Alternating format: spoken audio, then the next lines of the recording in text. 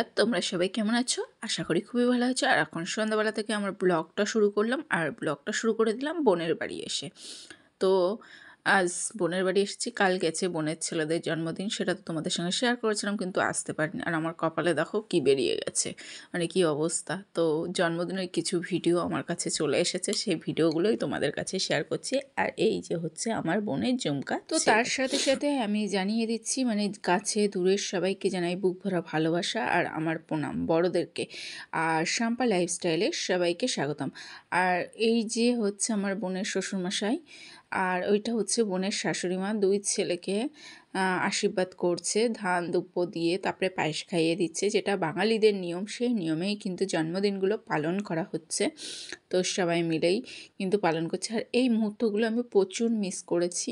এই মুহূর্তগুলো আমি নিতে পারিনি, কারণ দেখতে পারিনি, যেতে পারিনি। আমার প্রচুর শরীর খারাপ ছিল। আর যদি বাড়ির কাছে হতো না, তো দৌড়ে চলে যেতাম। তো আমার বাড়ি থেকে আমার বোনের বাড়ি প্রচুর দূর, প্রায় বর্ডারের কাছাকাছি। আর এটা হচ্ছে আমার মামা, এটা আমার মামা। আর এটা হচ্ছে আমার মামাতো বোন, মানে আমার মায়ের ভাইয়ের মেয়ে। আর এটা হচ্ছে তো ভাইয়ের নাতি, তো আমার মায়ের ভাইয়ের নাতি। তো আমি সবাইকে দূর থেকে আশীর্বাদ করছিলাম যে তোমরা ভালো থেকো। আজকে যেতে পারছি না, আমি প্রচুর শরীর খারাপ। তোমার মাসিমণি সুস্থ থাকলে আগামীকাল যাবে। তো ওই জন্যে কিন্তু আজকে চলে গেছিলাম। আর ছেলে দুটোকে না দেখলেও থাকতে পারি না, ভীষণ ভালোবাসি, আমার খুব ভালো লাগে। আর এখানটায় মামা কিন্তু পার্স থেকেই টাকা বের করছে, নাতিদের দেবে। সবাই কম বেশি আশীর্বাদ করছে, কিছু না কিছু জিনিস দিচ্ছে। আর এই যে মামা এখানটা টাকা নিয়ে দিচ্ছে, তো টাকা নেবে না।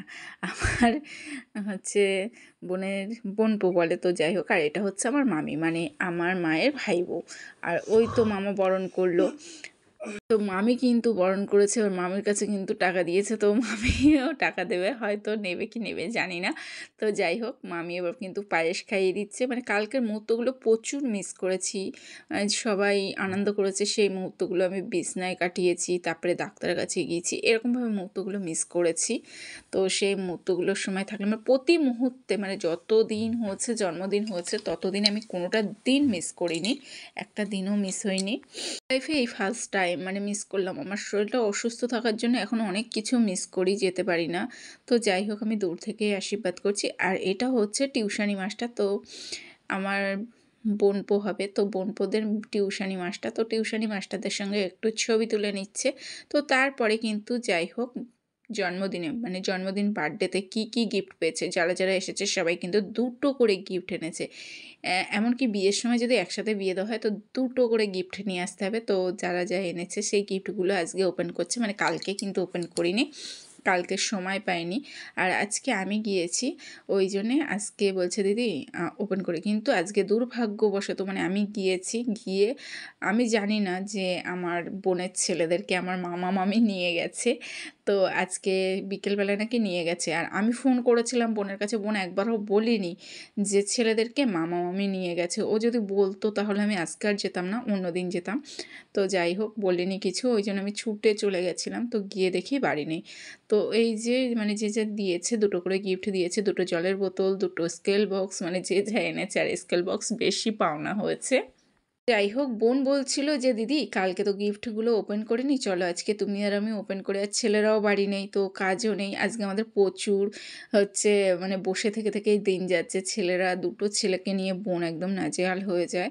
তো এখানটায় রং পেন্সিল দিয়েছে, আর এখানটায় কিন্তু ড্রয়িংয়ের খাতা দিয়েছে, ড্রয়িংয়ের রং আর খাতা দিয়েছে।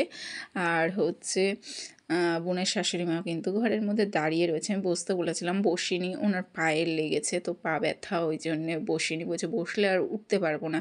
তো তারপরে কিন্তু আর একটা ব্যাগ থেকে ওপেন করছে। আর এবছর না খুব একটা জোর করিনি, খুব অল্প জোরে মানে অনুষ্ঠানটা করেছে। আর এই যে ব্যাগ, মানে সেম ব্যাগ দিয়েছে।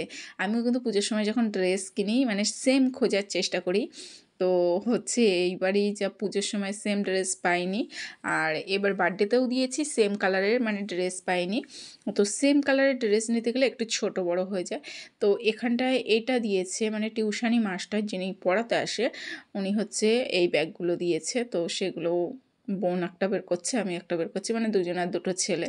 তো বোন আমাকে বলে যে দিদি একটা ছেলে তোমার, মানে ছোটো ছেলেটা আমার আর বড় ছেলেটা বোনেদের। তো এইভাবে, আর ছোটো ছেলেটা খুব ভালোবাসে আমাকে, ভীষণ ভালোবাসে। তো ব্যাগগুলো খুব সুন্দর, এই ব্যাগগুলো না খুব সুন্দর, সফট, হেভি লাগছিল। দুটো ব্যাগই খুব সুন্দর হয়েছে, মানে আর এই পিঙ্ক কালারের ব্যাগটাও খুব সুন্দর লাগছে, কালারটা খুব সুন্দর। তো এই যে মোটামুটি জিনিস মানে কমপ্লিট হলো, খুব বেশি জিনিস পাওনা হয়নি, সেটা তো বলেই দিলাম, মানে বেশি জোর করিনি, খুব বাচ্চা কাচ্চা কটা বলেছে আর নিজেদের দুই একজন আত্মীয় বলেছে।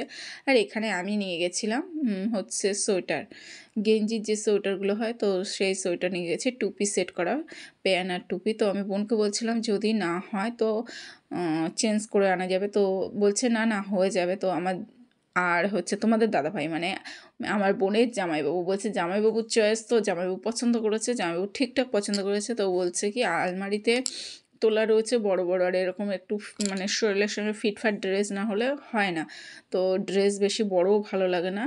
তারপরে এই গেঞ্জি দুটো দিয়েছিল আমার বোনের জায়ের বাপের বাড়ির থেকে, এটাগুলো আর খুললাম না। তো তারপরে কিন্তু আমি ওই দিক থেকে এসে দেখি তোমাদের দাদাভাই দেখো পানি ফল খাচ্ছে, মানে শালির বাড়ি এসে রান্নাঘরে ঢুকে পানি ফল খাচ্ছে, আর আমি সারা দিকে খুঁজে পাগল হচ্ছি, মানে জিনিসপত্র দেখার পরে আমি বলছি তোমার জামাইবাবু কোথায় গেল, আর আমি বোনকে তুমি বলে রাখি।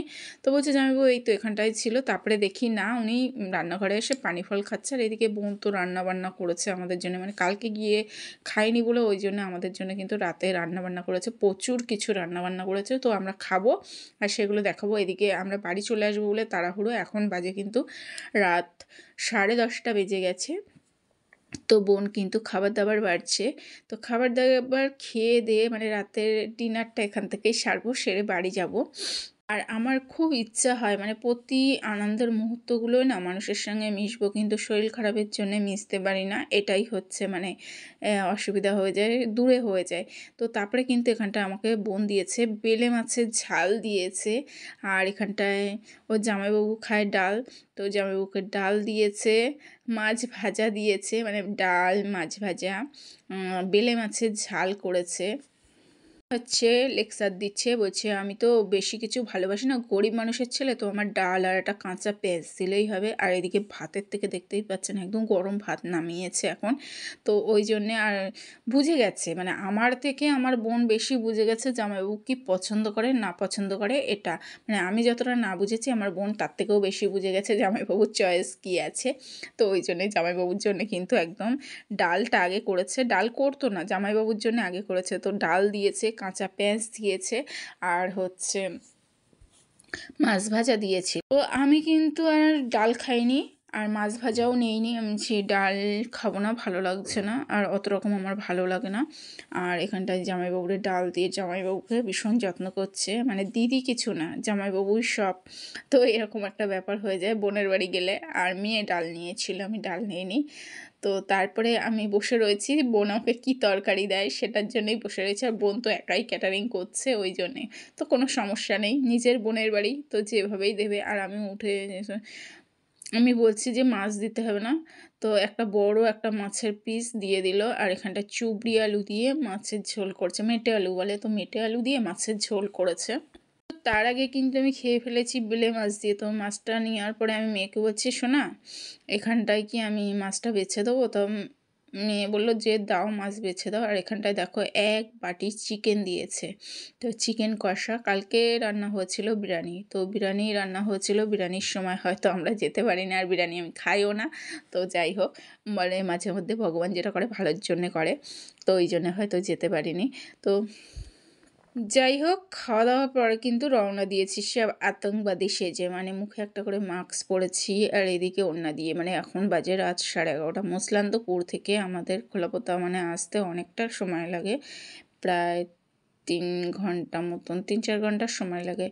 তো যাই হোক, তো একদম ঠান্ডার রাতে বাইক চলছে আর রাস্তা পুরো শুনশান, সব দোকানপাট সব কিছু বন্ধ হয়ে গেছে, একটা দোকানপাটও সেভাবে খোলা নেই। আর ফাঁকা রাস্তা দিয়ে আসি, ভয়ও লাগছে, সাথে মেয়ে রয়েছে, আর ঠান্ডাও লাগছে, প্রচুর পরিমাণে ঠান্ডা লাগছে, এত পরিমাণে ঠান্ডা লাগছে বন্ধুরা বলতে পারবো না।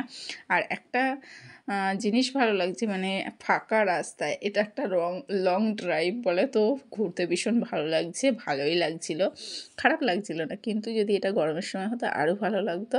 তো গরমের সময় মানে এতটাও লোকজন রাস্তায় মানে ভর্তি থাকতো, এরকম ফাঁকা শুনশান রাস্তা হতো। আর যত মানে এগিয়ে আসছি সব দোকানপাট বন্ধ দেখছি, তত কিন্তু মনের মধ্যে একটা ভয় জিনিসটা বাস করছে যে মানে যদি চোর, আমি কিন্তু পুলিশের ভয় পাচ্ছি না, পুলিশ তো ছেড়ে দেবে, কিন্তু চোর। আর দেখো বন্ধুরা, কুয়াশা দেখো একদম ধোঁয়ার মতন উঠছে, ধোঁয়া যেমন ওড়ে সেরকমভাবে কুয়াশাগুলো উড়ছে, আর ল্যাম্পপোস্টের লাইটগুলো দারুণ সুন্দর জ্বলছে। আর এই যে রাস্তাটায় লাইটিং করা রয়েছে, এই রাস্তাটায় আমার ভিডিও করার ভীষণ ইচ্ছা আছে, এখন কোনো দিন সময় পাইনি যাওয়ার। আর পুরো রাস্তাটা কুয়াশা কুয়াশা, তো সেই ভিডিওটাই তোমাদের কাছে করছি। আর বড় বড় লরি যাচ্ছে, তখন কিন্তু প্রচণ্ড ভয় লাগছে। আর রাস্তাঘাটের যা অবস্থা, তো আমরা রাস্তা দিয়ে ছুটেই চলেছি, আর বড় বড় বিল্ডিংগুলো দাঁড়িয়ে আছে, কখন বাড়ি পৌঁছবো। আর প্রচণ্ড শীত করছিল, এত পরিমাণে শীত করছিল। বোন কিন্তু প্রচুর বলেছিল যে থাকতে, কিন্তু আমি ওষুধ নিয়ে যাইনি, আমার যে মেডিসিন আমি নিয়ে যাইনি, বাড়ি আসবো বলেই। কিন্তু বোনের বাড়ি গিয়েছি যখন আমরা পৌঁছেছি, তখন 7টা থেকে 7:30 বাজে। আর হচ্ছে সারাদিন সময় পাই না। তোমাদের দাদাভাই কী কাজ করে সেটা তো তোমাদের সাথে বলেছি, যে ও যা কাজ করে আমাদের। তো ফাইনালি কিন্তু আমরা খুব কাছাকাছি, মানে আমাদের খোলাবাতা মার্কেটে চলে এসেছি। তো মার্কেটের কাছে চলে এসেছি বলে মুখ থেকে মাস্কটা খুলে ফেলেছি।